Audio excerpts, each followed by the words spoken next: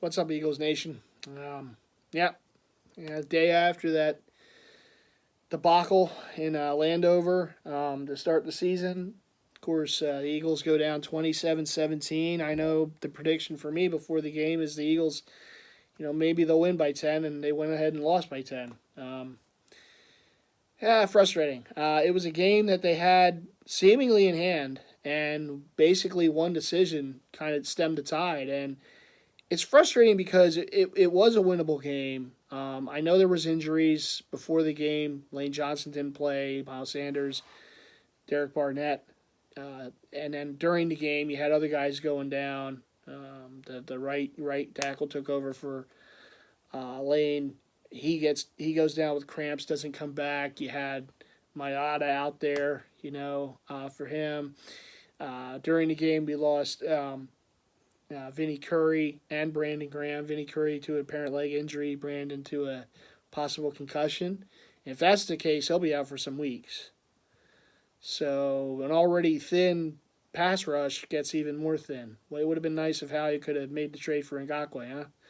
Or brought in Clowney. Would have been nice. Howie's been just way too gun shy with making moves, and I understand there's cap and what have you, but just a few of these moves, may have made a difference, in some situations. And it's frustrated also, with Howie and the fact that this team is not drafted overly well. That's been a concern. That's been a problem. And you can't win in the NFL with fantasy football. You can't just build a team in free agency and trades. You have to hit on draft picks, and for the most part, unfortunately, at certain positions, they just haven't been able to do it. Cornerback, safety, linebacker, wide receiver, and we'll see what we have in Rager. He made a big catch yesterday, a deep ball, but he's a rookie. You can't just you can't just depend on rookies. Even with that said, but they, for the most part, have not hit in those positions. They've done okay in certain aspects and certain picks, but for every player it seems they hit on, there's like 5 or 6 that they don't. And some of those players were let go before the season. Sidney Jones is gone. Rasul Douglas gone.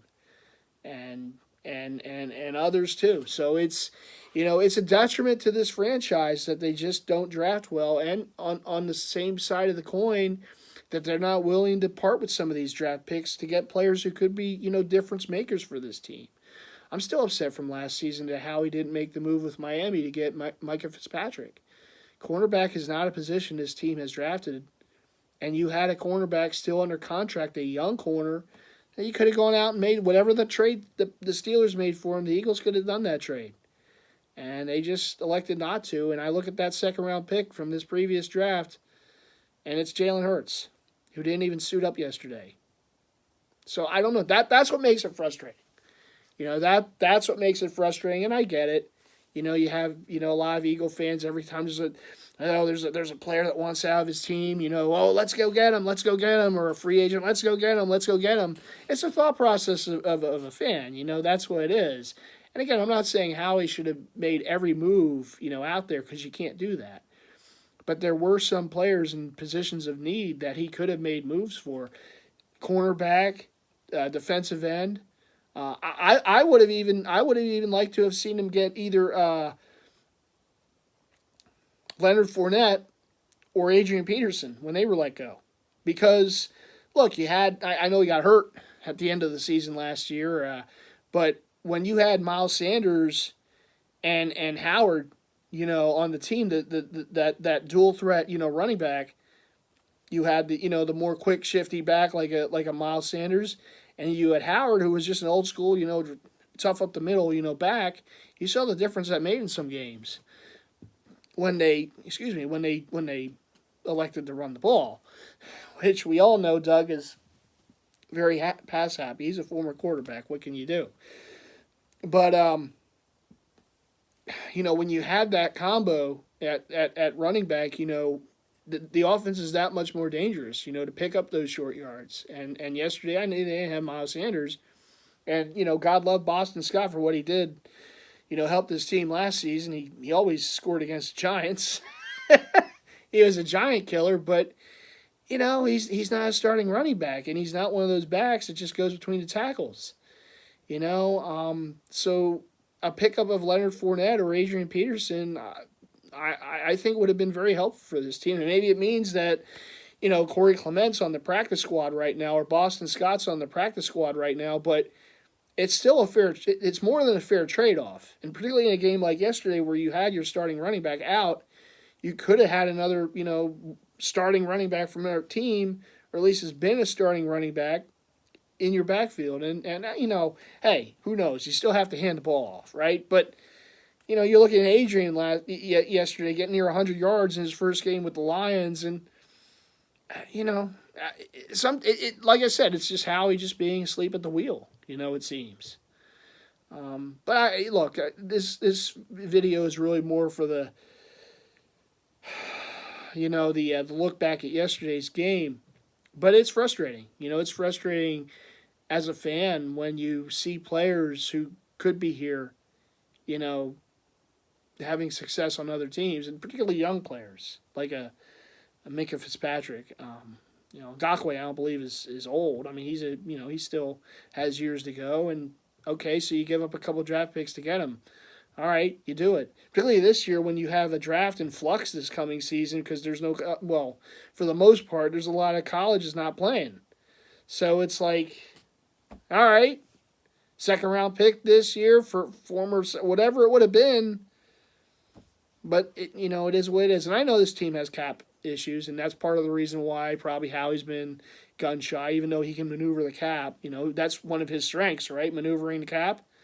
But it's disappointing. It's disappointing. When I look at the team right now and what it looks like they could be with all these injuries, and I'm not using that as an excuse because every team's, particularly this year, I think there's going to be a lot more injuries this season. Not that I'm wishing it on anybody, but because of the offseason or lack thereof, I think that's going to be inducive to more injuries this season.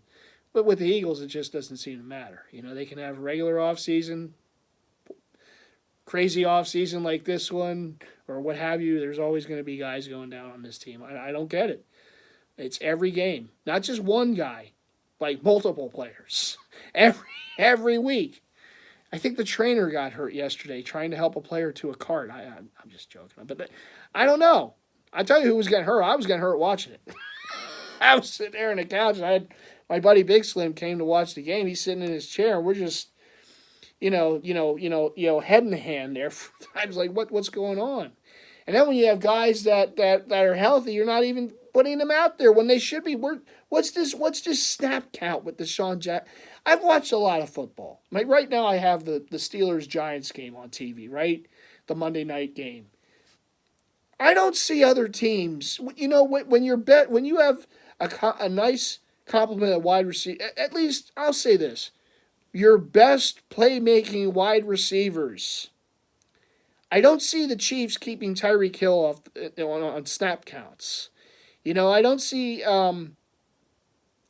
Dallas doing it with Amari Cooper. I don't see the Cardinals now, used to be Texans or Cardinals, doing it with DeAndre Hopkins. Okay, I'm not seeing these receivers, these weapons on snap counts. But for some reason, the Eagles are like, this is analytics running wild. I don't know what it is about this city and analytics. It makes my head hurt. It really does. But for some reason, they had Deshaun Jackson on, a guy who always hurts his former team. At least good for at least one touchdown against his former team every time. Not yesterday. He had a nice catch earlier, and he's on the sidelines, and we all thought he was hurt. Like, Slim and I were watching the game, we're like, oh, damn, Jackson's hurt again? No. And then it was after the game, no, he was on a snap count. Like, what the hell's a snap count? What is this? It's like a pitch count? What's going on? Is it baseball all of a sudden? What are we doing? Why?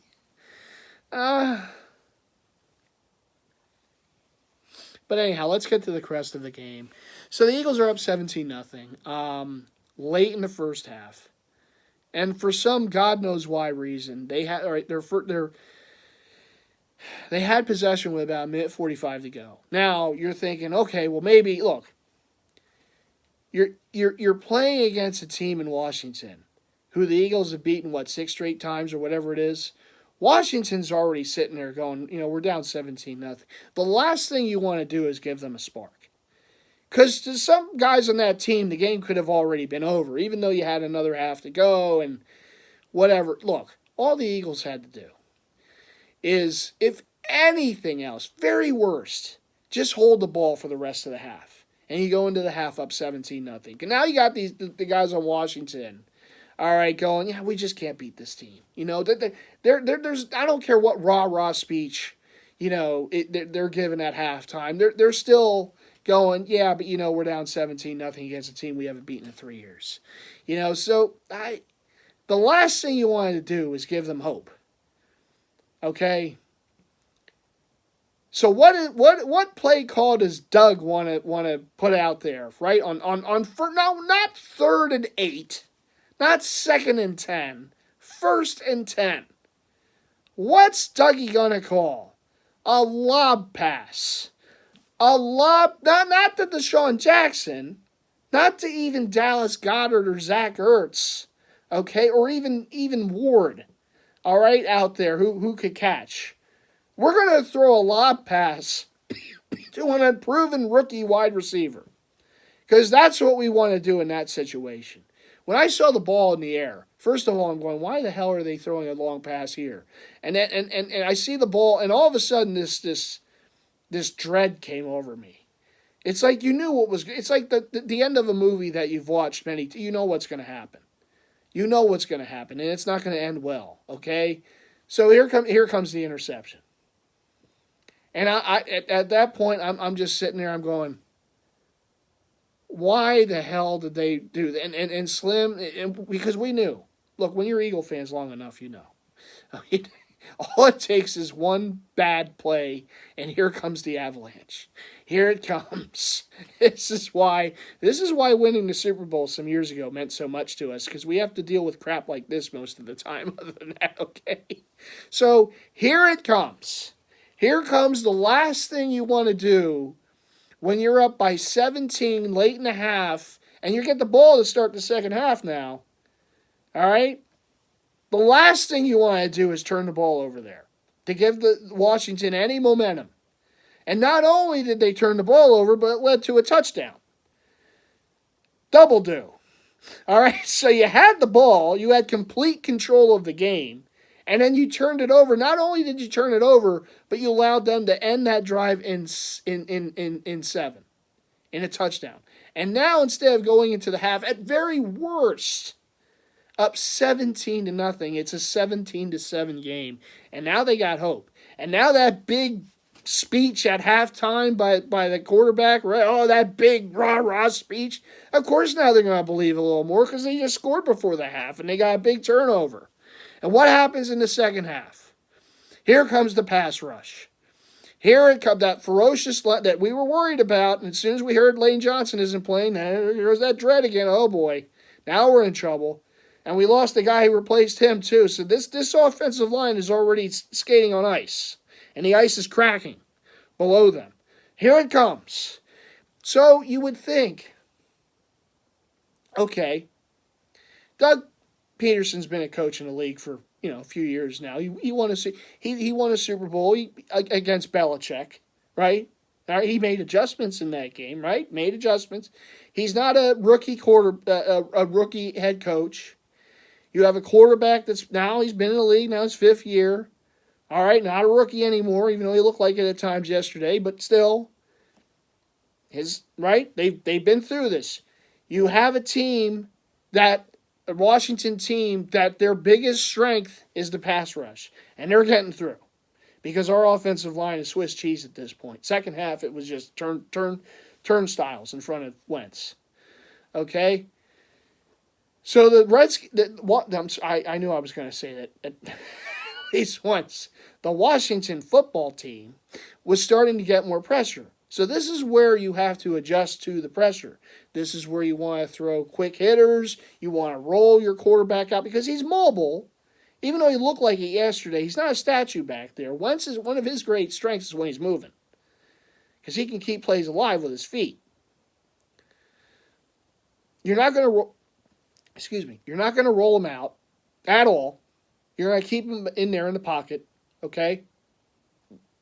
You're not going to adjust. You're not going to adjust the play calling so they're quick hitters. You're going to have them hold the ball, and even or plays designed to hold the ball a little longer, let the play develop.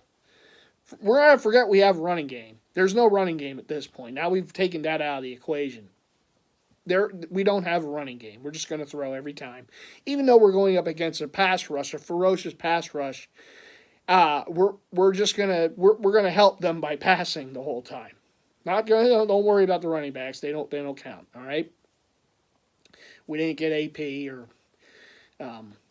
Leonard Fournette when they were available, so we're just we have Scott back there, but he's getting engulfed every time he has the ball because he's that's the ferocious front of the Redskins of the Washington football team. I'm gonna say it a few times. I'm sorry, just old habit.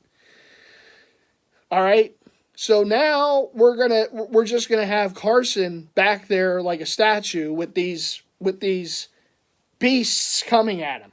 And that's just how the second half's gonna be. And even when they did move the ball, that the little that they did in the second half, even when they had a semblance of a drive going, what happens? We're in field goal range, and Carson holds onto the ball and takes a bad sack, gets knocked down, and Elliott, who's usually good with the long ones, just missed a 53-yarder, right? Just short.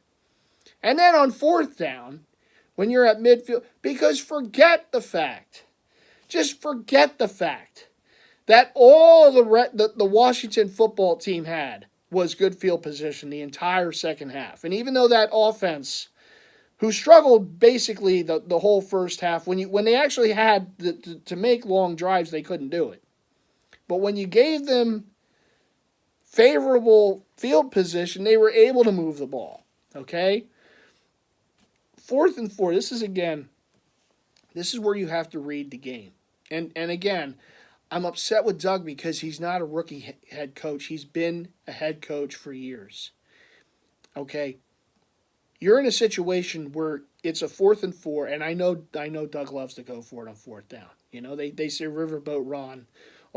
Doug has a lot of riverboat in him too, okay? And it did help win a Super Bowl. I get that. But 4th and 4 from about midfield. If you don't convert on 4th down, and look, this offense wasn't really doing much the second half, and you had the offensive line with the holes, you had to know that 4th and 4 might not get converted there. It might not get converted there.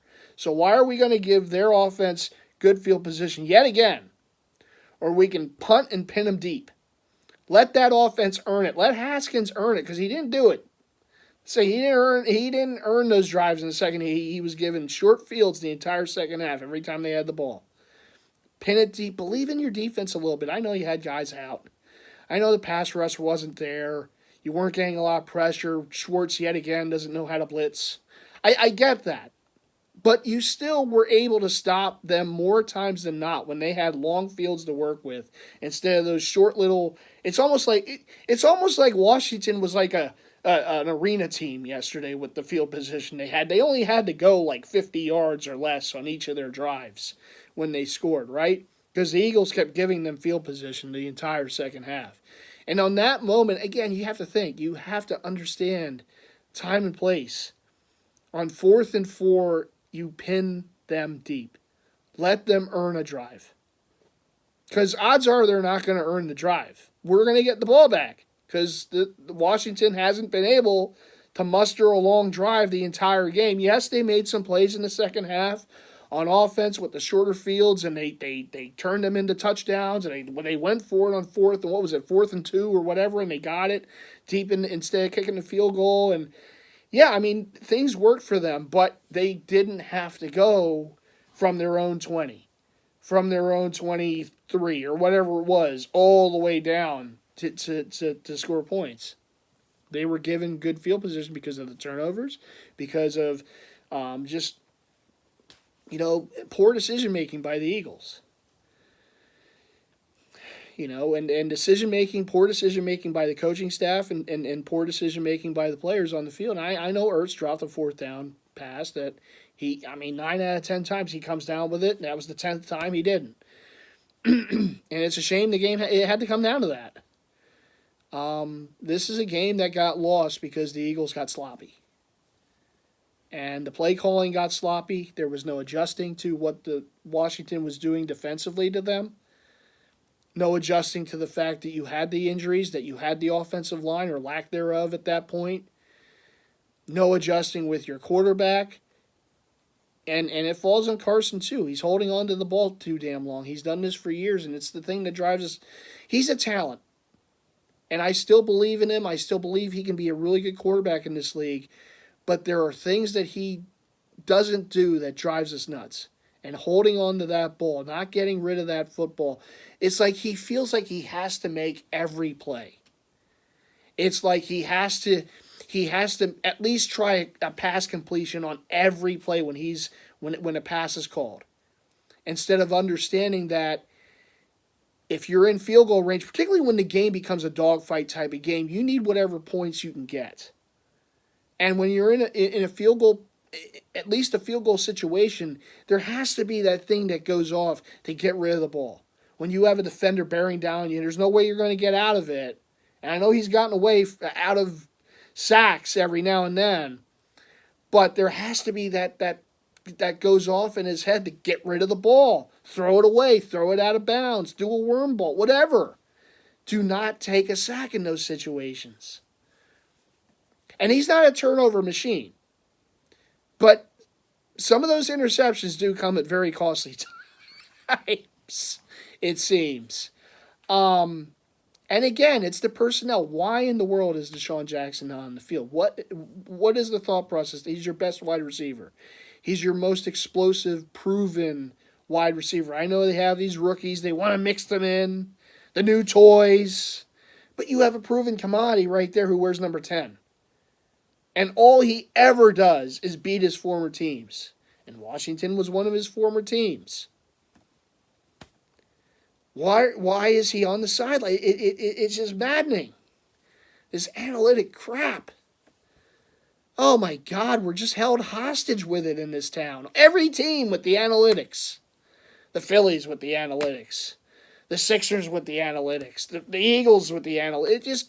Come on. I know it's a part of sports, but it's like there's just some organizations that take it to the levels that it shouldn't be taken to.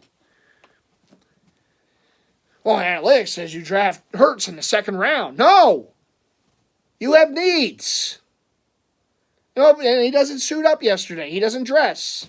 Another second round pick that's wasted. Oh, but we didn't want to trade that second round pick for Minka Fitzpatrick last year. We didn't want to do it. We didn't want to trade him for another player this year that could have made a difference. No. The picks are too precious. Even though more than 9 of them never pan out here. Oh, they're all precious. It's across the board. It's across the board. It's the players, it's the coaching, and it's the management. It's Howie twiddling his thumbs. I'll get him on the draft board. I'll get him there. I'm gonna prove it. It's like Howie's trying to overprove that he can draft, even though we all know that, like I said, for one draft pick that he hits, there's like 5 or 6 that's never materialize into anything, and it's always the different positions. It's always. But he wants to prove it, so he's going to keep all of his picks and not trade them for proven commodities. And again, I'm not saying fantasy football. I'm not saying you build a team in free agency and trades. You don't. But the problem with this team, and this is why the sustained success, multiple Super Bowls, all this and that, because they don't hit in the draft. And the teams that do that have these long dynasty like deals, they hit in the draft. They don't have to go out and just make moves all the time in free agency. Yeah, sure they do.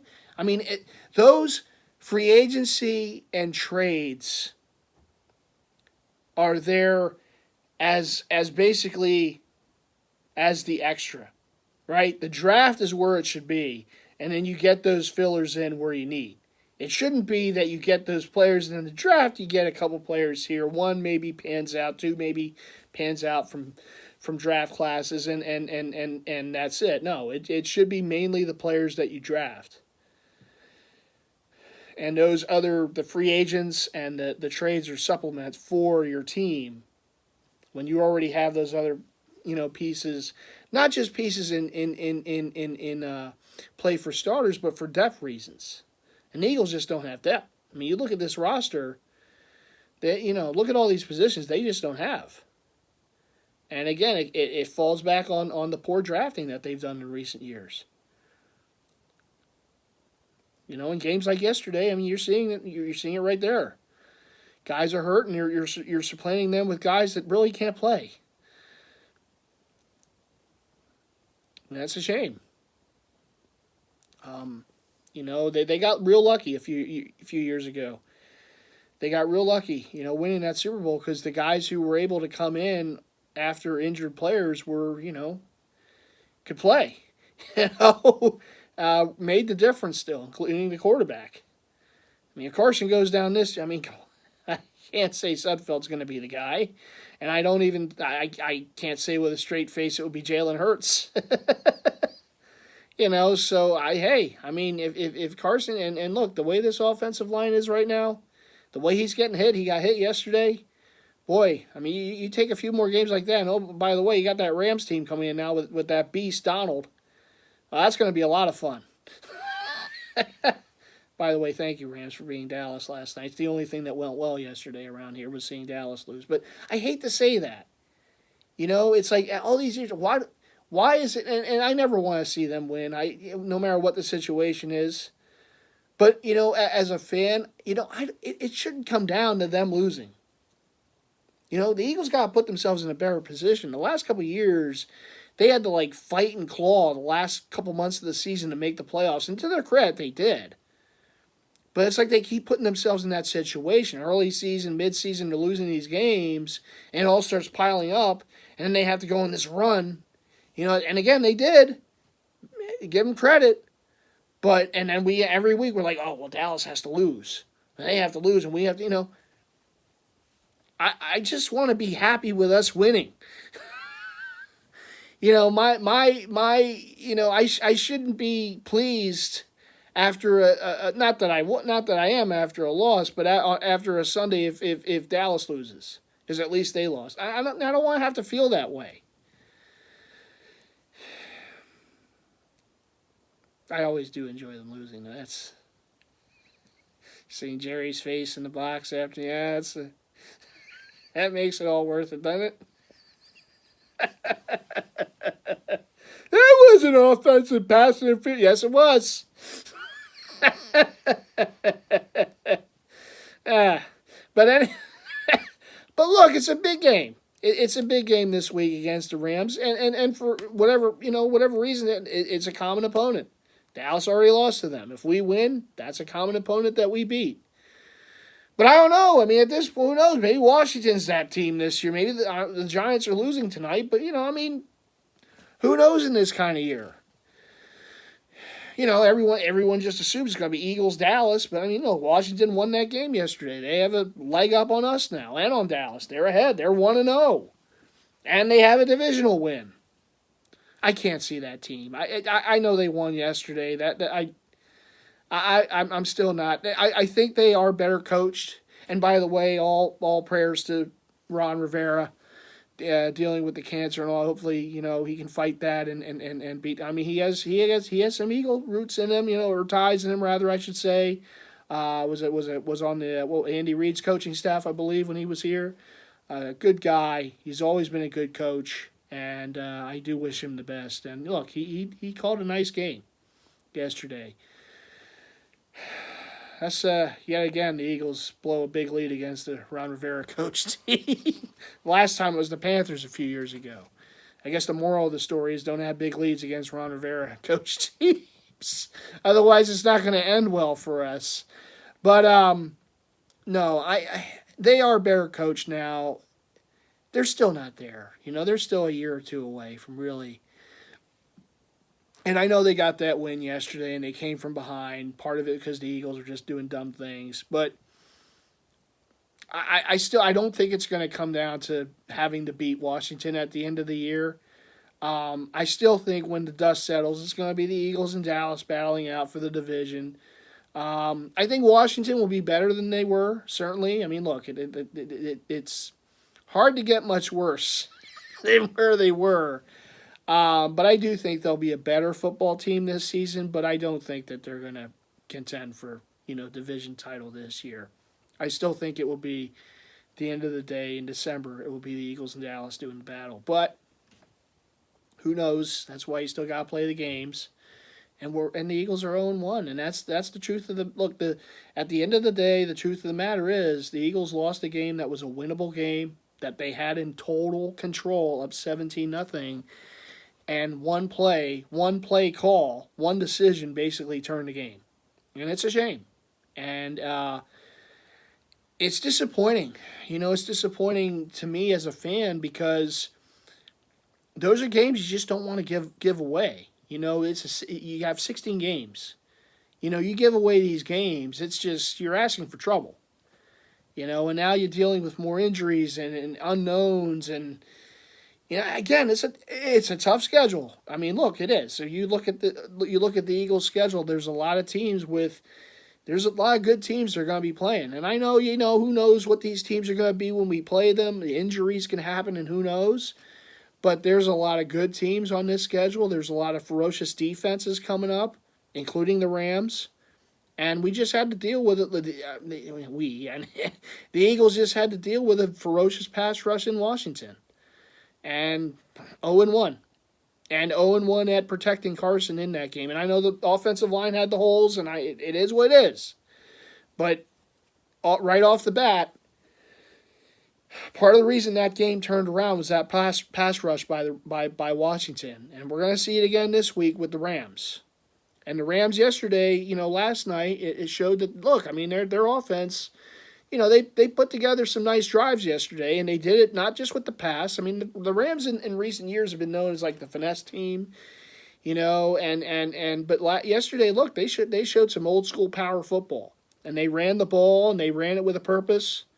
And they protected Jared Goff, and they made plays, and Dallas has a pretty nice defense there, and they made plays on those guys. And I look at this Eagles pass rush, and particularly if Brandon Graham's not out there, particularly if they're already thin at the ends, and I don't know who's going to be coming after Goff from the edge.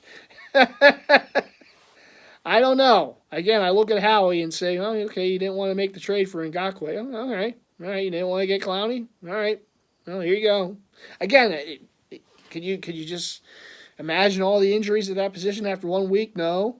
But you were thin there. And you could have done more to improve in that position where they, look, I mean, to a man, the fans said it, the experts said it, they had to improve with pass rush, and they didn't this offseason. And again, now we're going up against a hot offense, with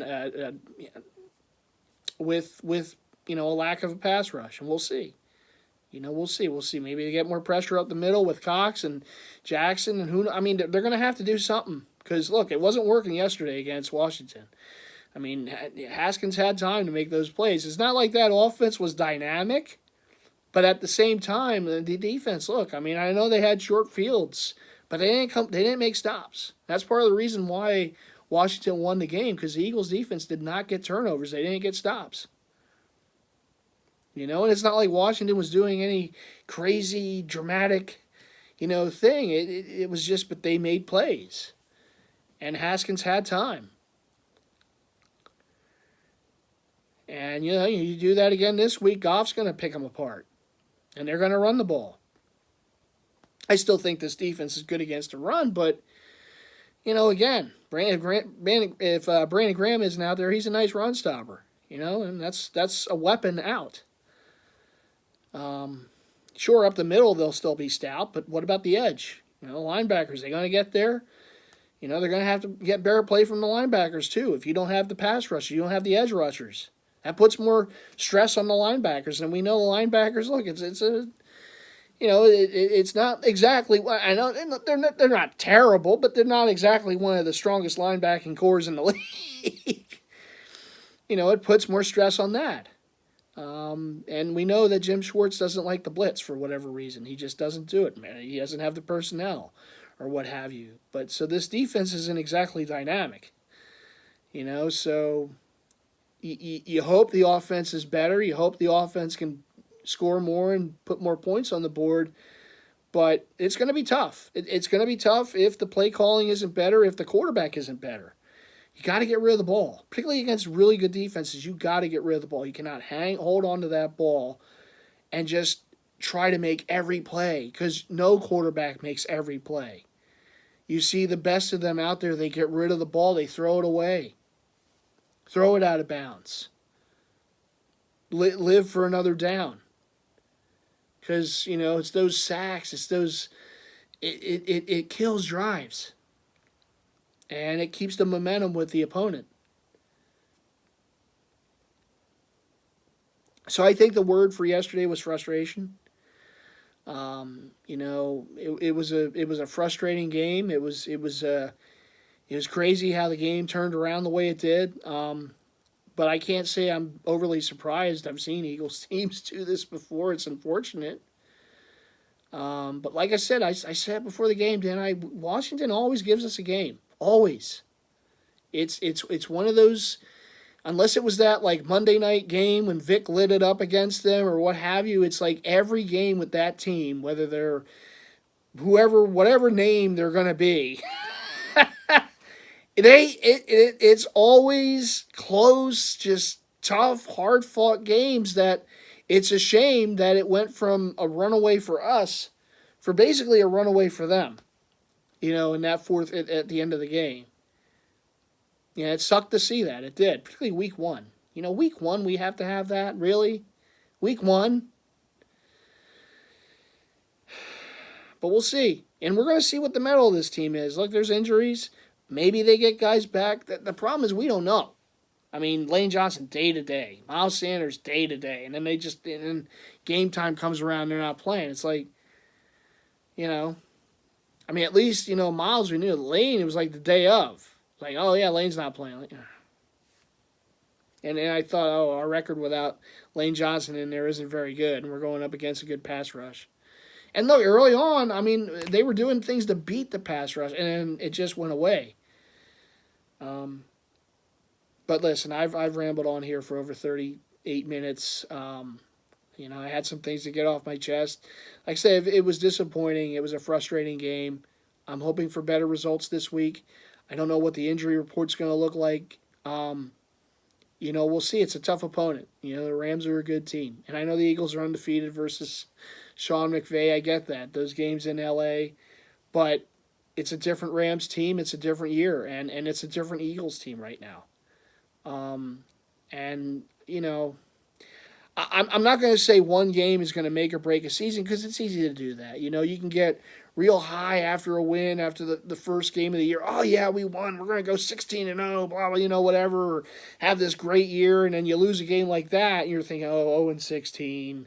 This team sucks. We're never going to win. How are we going to beat anybody? All these, the coaches suck. The players suck. Howie Roseman sucks. Everyone sucks.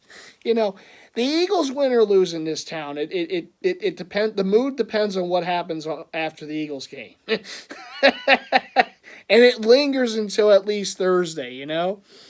Around here. But we're passionate. We love our birds and want them to have success. But boy, they test us. They really.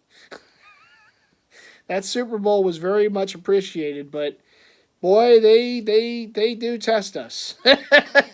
And you've seen that in this series with how my reactions have been. But it's the life of being a fan, and I'm hoping for better things this week. But I know it's a tough opponent, and the Eagles have some work to do. They got some work to do to get this thing turned around. But we'll see. We'll see. We'll see if they can do it. I'll get more into the game by the end of the week. Right now, we're still licking the wounds from yesterday. At least Dallas lost. At least there was that. But it's like, I just want to see the Eagles win. I don't want to care about what the heck Dallas is doing. You know, I want the Eagles to win. But we will see, won't we? I know. Very difficult. That was a difficult one to.